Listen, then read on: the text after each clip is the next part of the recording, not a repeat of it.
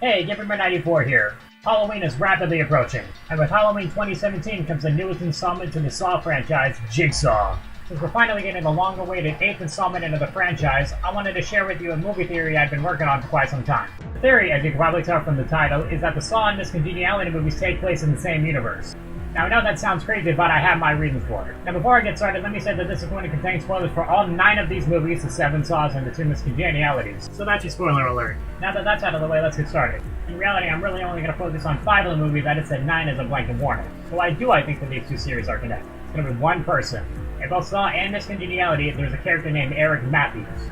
In SAW, Detective Eric Matthews is played by Donnie Wahlberg, and in Miss Congeniality, FBI agent Eric Matthews is played by Benjamin Bratt. Quick fun fact, Mark and Donnie Wahlberg are actually the youngest of the Wahlbergs.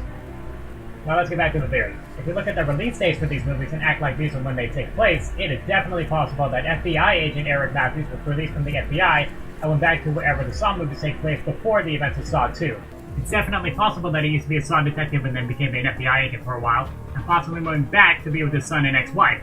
We know that Matthews would be divorced or at least single, since in the first Miss Congeniality, when Grace is in the bar eating ice cream, Matthews ends up met her with a woman he's presumably dating. We also know that his ex is still alive because in SAW, she and Matthews share custody of their son, Daniel. When Matthews picks up Daniel from the police station in SAW 2, he makes a comment about wanting to go stay with his mom. Perhaps he already had a reputation of being a great detective before being an FBI agent, and upon his return, had no problem being reinstated and quickly regained his reputation enough to get JIGSAW's attention.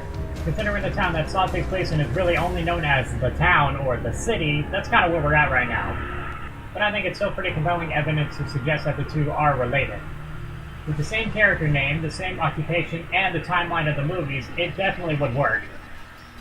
Consider this as well. We see Matthews in the first Miss Congeniality, but not the second. And then in regards to SAW, we see him in SAW 2, he's kidnapped at the end, and then in SAW 4, he's killed. That lines up with the timeline I presented earlier. Anyways, that is the theory. What do you guys think? If you enjoyed this, go ahead and hit that like button and subscribe for more content. But until next time, this is GameReaper94 signing out.